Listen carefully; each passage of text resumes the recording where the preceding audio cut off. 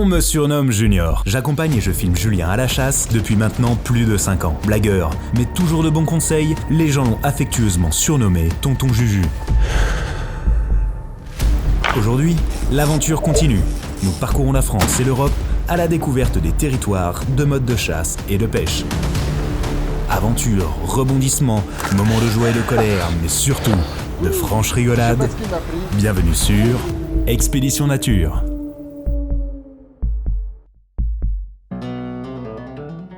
Hola chicos, bienvenidos a todos en España. Ouais, je sais, l'espagnol, c'est pas trop mon fort.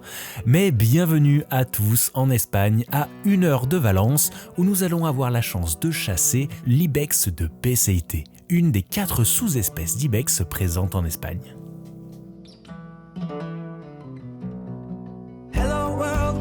Durant le séjour, nous allons accompagner 2 de nos amis, Thierry et Mathieu, et nous allons les suivre durant cette journée qui s'annonce exceptionnelle. Et comme d'habitude, je vous laisse entre les mains expertes de votre tonton préféré. On vient d'arriver sur la zone de chasse, donc là c'est une zone que je ne connais pas. On va jumeler là sur toute cette montagne qui est en face de nous pour repérer les animaux, pour pouvoir ensuite aller approcher. C'est vraiment magnifique, j'étais jamais venu dans ce secteur, on n'est pas très loin de la mer, donc il n'y a plus qu'à espérer qu'on trouve des animaux et qu'on puisse partir à l'approche. Le territoire sur lequel nous nous trouvons est immense. Pour vous dire, notre hôte possède le droit de chasse sur presque 100 000 hectares, ce qui nous laisse beaucoup de possibilités sur le choix de la zone à chasser. Alors, on ne s'en rend peut-être pas compte, mais nous sommes en plein hiver, à quelques semaines de la période du rut de l'ibex. Ce qui est évidemment un avantage pour nous, car bien qu'à l'image du chamois, l'ibex se chasse toute la journée, la période de rut a tendance à rendre les animaux plus actifs. Et pour être tout à fait franc, j'espère que cela nous portera chance aujourd'hui. En tout cas, le temps est magnifique. Il fait frais et le soleil a sa teinte orangée qui donne au paysage un air particulier. Très régulièrement, une journée d'approche débute par une session jumelage. Ici, les étendues sont immenses et en pleine montagne, partir à l'aveugle serait une pure perte de temps. Alors, dans la mesure du possible, on tente de repérer les animaux depuis le bas avant d'attaquer la montée. Et vous allez vous rendre compte que c'est pas aussi simple que ça en a l'air.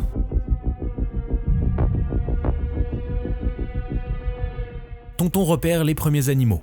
Ils sont au sommet d'une montagne à près d'1 kilomètre de distance. Le but maintenant est de décider si on les approche et, si c'est le cas, mettre en place une stratégie, car bien souvent, le gibier est plus malin que nous. Si les ibex sont à 1 km de distance, vous vous doutez bien qu'on ne va pas monter droit sur eux. Il va falloir prendre les passages à notre disposition tout en faisant en sorte d'être en dehors de leur champ de vision. Sans quoi, évidemment, il ne manquerait pas de nous voir et de prendre la poudre d'escampette. Sauf que voilà, un élément vient de rentrer en jeu. Un léger contretemps dont nous n'avions pas pris la mesure depuis le bas. La pente est très escarpée, ce qui ralentit considérablement notre progression, et celle-ci se fait dans les cailloux et au milieu de cette végétation sèche et craquante. Je vous laisse imaginer le bruit qu'on fait.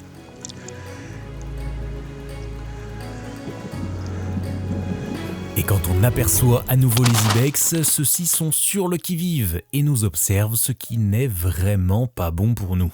Ils sont en train de se défiler sous nos yeux et on ne peut décidément pas augmenter la cadence. Mais on ne lâche rien. Si on arrive rapidement au sommet, peut-être que la topographie nous offrira une chance de tir avant que les animaux ne soient partis trop loin.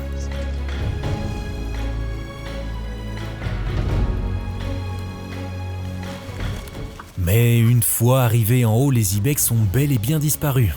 Impossible de retrouver leurs traces, comme s'ils s'étaient tout simplement volatilisés. Mais quand nous les repérons enfin, les animaux se sont regroupés et prennent la direction d'un lit de rivière desséché que le guide connaît bien. C'est une gorge abritée que les ibex affectionnent particulièrement. Ils sont loin, mais en forçant l'allure, nous pourrions peut-être réussir à les recouper et à s'approcher à une distance de tir raisonnable. Mais voilà, la matinée avance et les jambes commencent à être lourdes après notre première ascension.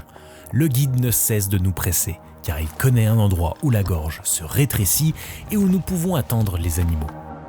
Celui de droite, il est beau, hein. Par chance, arrivés à ce rétrécissement, les animaux se sont arrêtés et se posent. Ouais, à droite c'est une médaille, c'est sûr. À droite c'est une médaille, c'est sûr. Ouais, c'est cool. Qui colore. À la droite, ouais, il est énorme. Celui-là en joue. Ah ouais. Mais celui de gauche, il est plus pour moi. Les animaux sont enfin calmes et posés et surtout, ils ne nous ont pas vus. Le problème, c'est que maintenant, ils vont sûrement rester couchés jusqu'à ce soir.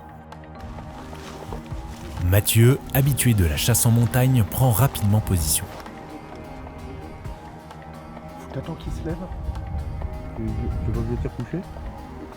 Elle puede disparar là. Si tu le sens.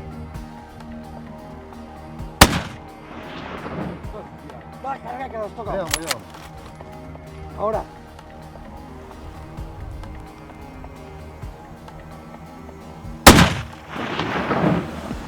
J'ai entendu la baballe dedans. C'est bon.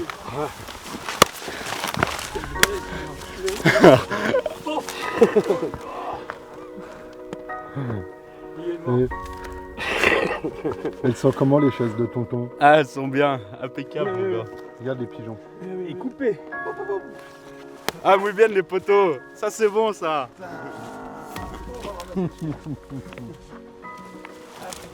Regarde encore là.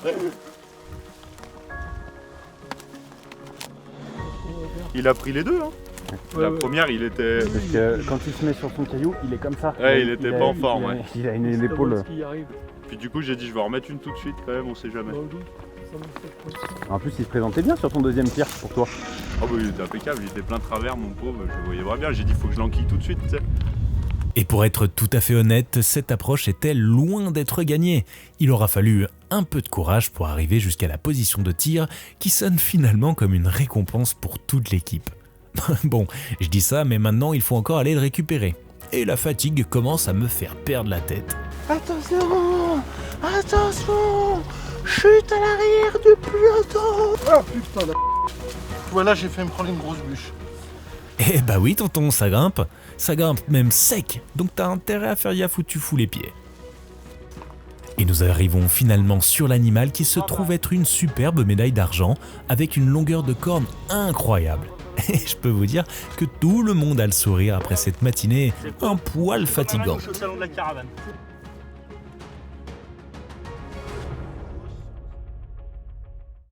Je ne sais pas vraiment pourquoi, mais bien peu de chasseurs sont friands de la viande d'ibex. Et globalement, personne ne la ramène.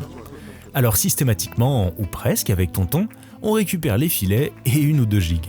Bah, c'est vraiment loin d'être mauvais en saucisse ou en terrine. Et on ne peut que vous conseiller d'essayer.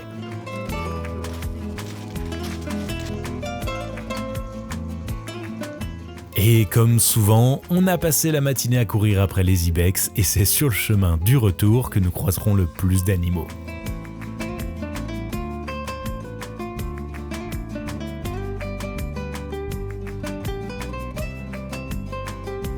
J'espère que ce petit épisode en contrée ibérique vous aura plu et moi je vous dis comme d'habitude à la semaine prochaine pour une nouvelle aventure.